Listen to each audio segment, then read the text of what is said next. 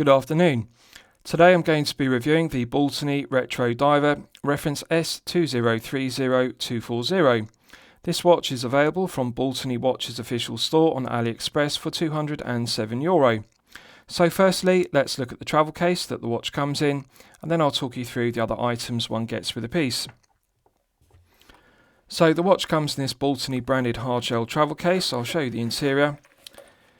As you can see, both halves of the travel case are lined with two foam panels, which does a good job of protecting the watch in shipping from any damage. I like the use of a hardshell travel case. It makes a refreshing change from the default option of using a plastic or cardboard watch box. These are very practical and durable. With regards to the other items, this is the owner's instruction manual. Clear, concise diagrams. The instructions are in English, and it details the operation of the movement use, which is the Seiko NH38 automatic. And lastly, one also gets this plastic Baltany warranty card. The reverse is filled in with the date of purchase and also stamped by Baltany watches. And I'm pleased to report the Retro Diver is covered by a 2-year international warranty. Often at this price point, €207, one would expect the watch to have a 12-month international warranty. So to get a 2-year international warranty is very good. So, with regards to the specifications of the piece, this is the Baltany Retro Diver, reference S2030240.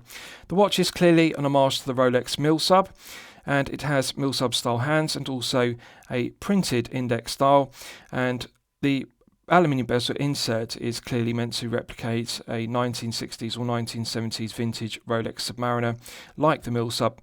So with regards to the dimensions of the piece, we have a 41mm case diameter, we have a 49mm lug-to-lug measurement, a thickness of 14mm and a lug width of 20mm. The genuine leather strap tapers from 20mm at the lugs down to the sterile buckle and tang. I'm going to level criticism at Baltany for having a sterile buckle and tang. At €207 it is unacceptable. It should be engraved and signed with the Baltany brand logo. But having said that, it's a heavy gauge of 316L grade stainless steel, brass satin finish to the top side, underside and flanks, no sharp edges, no burrs, and the heavy gauge means it's going to last for a good length of time and be durable.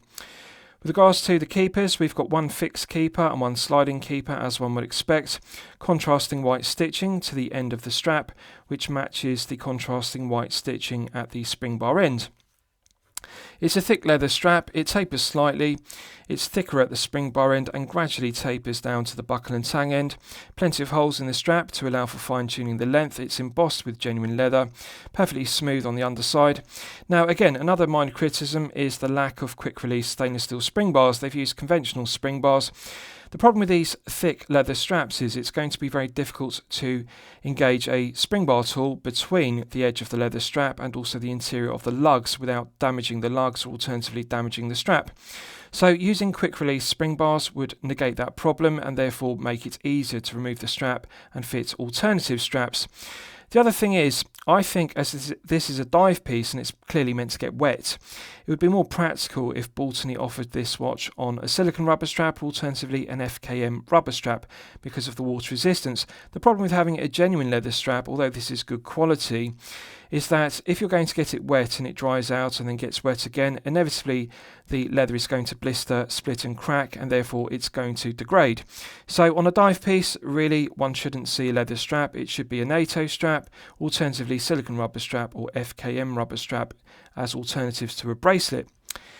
So, with regards to the rest of the specification, we have a double dome sapphire crystal with clear AL coating on the underside. And as you can see, the clear anti-reflective coating does an outstanding job when I tilt the piece at an oblique angle. It reduces the glare and the highly reflective nature of the silver mirror polished Milsub style hands and also the brass satin finish rehorts. It has a rather deep chamfered rehort, as you can see, and that bounces the light around underneath these double dome sapphire crystals. So the clear AR coating does a good job of reducing the mirror effect of the brass satin finished deep rehorts. I like the use of printed indices on the dial as per the 5517 or 5513 Milsub, which this is an homage to, and they match the Millsub style hands very well. Nice attention to detail because we've got an arrowhead tip to the sweeping second hand. It's just a shame that they didn't use the 60-minute ticks of the Millsub style bezel, because we just have the first 20 minutes indexed with ticks. I think they should have continued the 60-minute ticks all the way around the 360 degrees of the bezel as per the 5517 and 5513 Millsub, which this is clearly an homage to.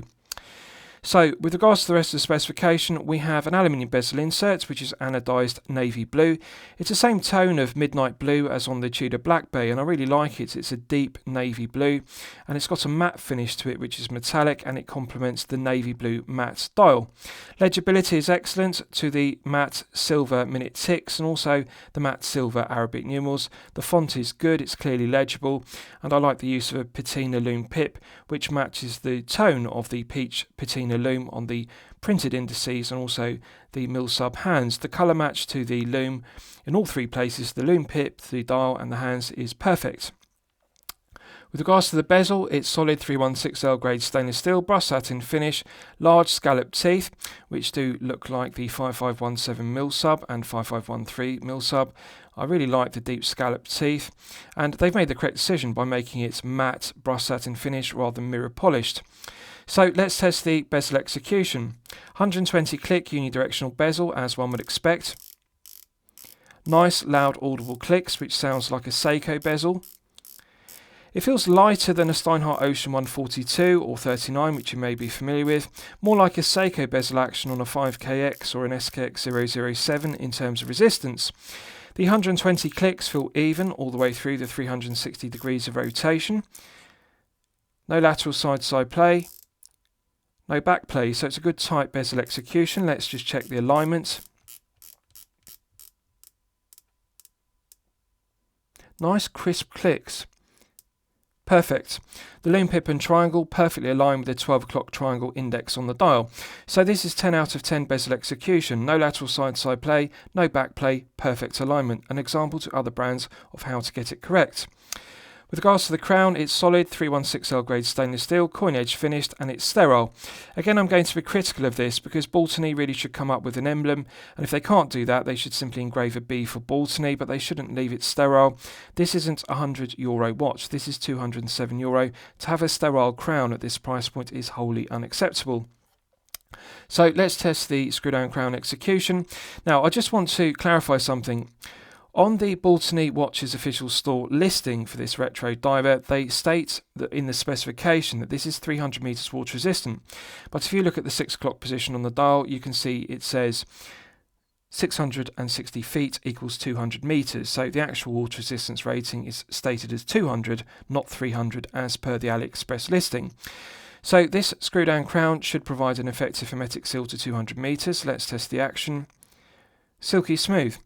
Very good interface between the internal thread of the stainless steel crown and the external thread of the crown tube. Now, as this is an NH38 rather than NH35A powered piece, there's only one click position on the crown, and Baltany deserve full credit for opting for the 38 rather than the 35A, which would have had a phantom date setting position. There's no difference between the architecture of the two movements, the 38 and the 35A. The only difference is the date wheel is deleted on the 38 and the date complication, so there's only one click position on the crown. So we're now in the time setting position. As you can see, the NH38 has hacking. One can stop the second hand dead to set the time precisely to the second. Nice firm resistance to the gearing in the NH38, absolute pleasure. Feels exactly the same as the 35A.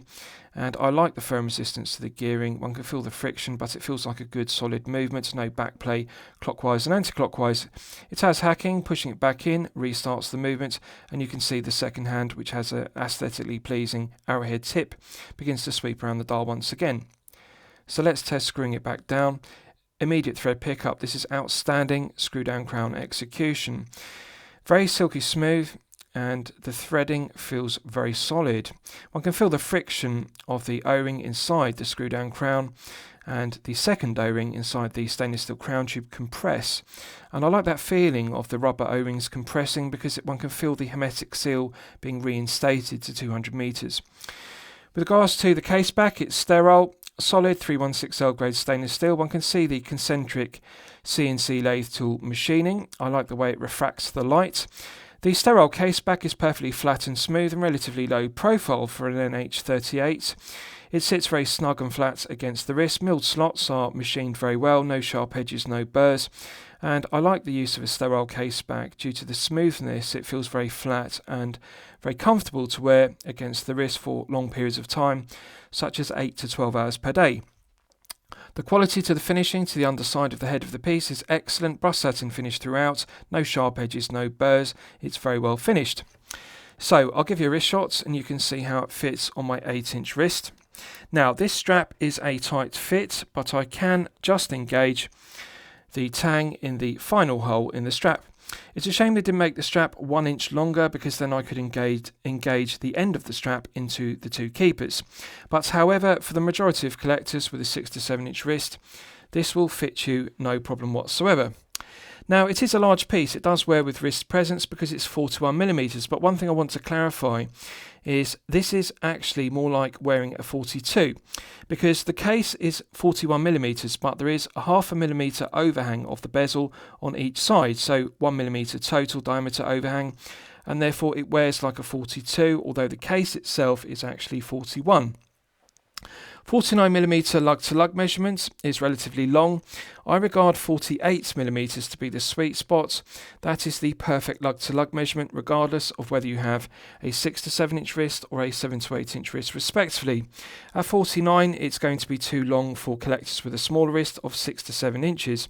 So that's something to bear in mind. This is clearly a piece which is best suited to collectors with a larger wrist of 7 to 8 inches. At 49 lug-to-lug, and also a 41mm head of the piece, it really does need a large wrist. They've made the correct decision by using a 20mm lug width. It does balance the 41mm head of the piece very well. Now, the other thing to note is it's a tall piece. It's 14mm, including the double dome sapphire crystal. Yes, the double dome sapphire crystal is very aesthetically pleasing, as you can see. But had they used a flat sapphire crystal, they could have reduced it by a millimetre to 13. And that would have meant it would slip more easily underneath a shirt cuff if you wear business shirts. 13 is really the sweet spot. Anything under 13 will easily slip underneath a shirt cuff. 14 is slightly too tall, and therefore it makes it slightly more difficult to get underneath a shirt cuff if you wear business shirts. So something to consider if you're intending to wear this as a daily wear piece. Now, one thing I do like about it is for a 41mm head of the piece, it's only 95 grams on this leather strap. So it feels very well balanced. It feels weightless on wrist, it doesn't feel top heavy, and I think the comfort level could be further enhanced if this was worn on an FKM rubber or alternatively silicone rubber strap rather than this thick leather strap. Now of course the leather strap will break in and become more soft and supple with daily wear, but as I've discussed, it's not really appropriate for a dive piece which is meant to get wet. A silicone rubber strap would be more appropriate. I think it's worth considering purchasing the piece on a NATO strap, which they also offer it on, because again that is more practical. If the navy blue dial and navy blue bezel isn't your personal taste, they also offer the same watch with a black dial and black bezel as an alternative. Right, so let's do a Lume test and we'll see how the Lume performs when it's charged up to the absolute maximum.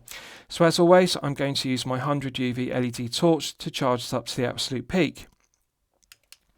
Right, so that's now fully charged, and as you can see, it has not disappointed. This is clearly top grade C3 Super Lume Nova. Excellent match with the green tone on the Lume pip, the printed dial and also the Milsub style hands. I really like the application of 5 to 6 layers on the dial and hands. This is clearly 5 to 6 layers of top grade C3 Super Lume Nova. Often low tier brands under €300. They will cut corners. They will only apply 2 to 3 layers of C3 Super Lume Nova on the dial and hands as a cost-cutting production measure. But this is what 5 to 6 layers of C3 Super Lume Nova looks like. It's glowing incredibly brightly, and it will continue to glow for a good length of time. Really, there's no difference in the performance of this C3 Super Lume Nova to Seiko Luma Bright, which is outstanding. Alternatively, the Super Lume Nova used by Tudor on the Black Bay, or Rolex Chrome Lights, which are the very best Super Lume Novas used in the watchmaking industry. So excellent, and Baltany deserve full credit for not cutting any corners. As you can see, the green tone matches perfectly on the Lume pip, the dial and the hands, and it's glowing in all three places very brightly, and it's not fading. And I think this is very good. I really like it. Right, so let's discuss the movement used. You'll all be familiar with this Seiko NH38. The architecture of the NH38, as I've discussed, is the same as the NH35A, so it's a reliable, well-proven workhorse movement. The only difference between the 38 and the 35A is the date wheel is deleted. It has 24 joules, it runs at 21,600 vibrations per hour and a frequency of 3 Hz, and it has a 40-hour power reserve, which is perfectly acceptable. The hand winding and hacking are useful complications. The stated accuracy of the NH38 is -20 to +40 seconds per day. This one is running consistently at +8 seconds per day, which is well within the -20 to +40 stated accuracy. +8 is perfectly acceptable, and I think that the NH38 is the correct choice because it's reliable, well proven, and also reasonably accurate.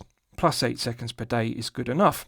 So no negatives to the movement whatsoever, and I think they've made the correct choice by using it rather than the 35A because, as I've discussed, we don't have a phantom date setting position, so it's the right movement for a no date watch. So lastly, I'll summarise the piece. What do I think of it overall? Well, when I'm considering reviewing a watch on my channel, the watch meet 2 criteria. It should be both excellent quality and excellent value at the respective price point. So €207 is the price point of this piece. I think the value is okay. I'm not going to say it's good, and I'm not going to say it's excellent because it faces some stiff competition at €207. Really, I think Baltany need to reduce the price point of this to circa €150, and that will make it more competitive. €207 is really pushing it because we don't have a bracelet, and at €207, a bracelet is expected. I don't think it's good enough to put it on a leather strap, and also we have evidence of some cost-cutting measures, such as the sterile unsigned crown, sterile caseback, and of course the sterile buckle and tang. These are areas that need improvement. It needs to be signed, it needs to have the Baltany brand logo engraved, also the crown needs to be engraved, and also potentially the case back, so that would upgrade the specification. But the rest of the specification is strong because we've got AR coating on the underside of the sapphire crystal, and we've also got C3 Superluminova, which is top grade. Now, the other thing to note is it's a 200 metre piece. I would like to see 300 metres at this price point, and I'm confident that it would actually withstand 300 metres of pressure because of the screw-down crown and the screw-down case back. And it's a disappointment that they've made that error on the AliExpress listing because it's a contradiction saying it's a 300 metre piece. And if we look at the dial, it says 660 feet equals 200 metres. So this is actually a 200 metre watch. It should be 300 metres at this price point. I would like to see Baltany create a oyster-style bracelet for this piece, and that would really justify the price point and further enhance it. Alternatively, they should drop the price to €150, and that would make it more competitive. Now, with regards to the quality control, the build quality is excellent. The brush satin finishing is beautiful luster to it on the flanks, tops of the lugs, and also the case back. The finishing to the scallop teeth on the bezel is very good. Aluminium bezel insert is well executed, and as I've detailed, the 120 click unidirectional bezel execution is excellent. Screw down crown execution is excellent. So the quality control is good. There's no issues, and the lume is strong. Really, they just need to refine it to justify the price point. So I'm going to say the value is okay, the quality is excellent. So really they just need to improve those minor areas to make it more competitive, and therefore it would be upgraded to good or excellent value.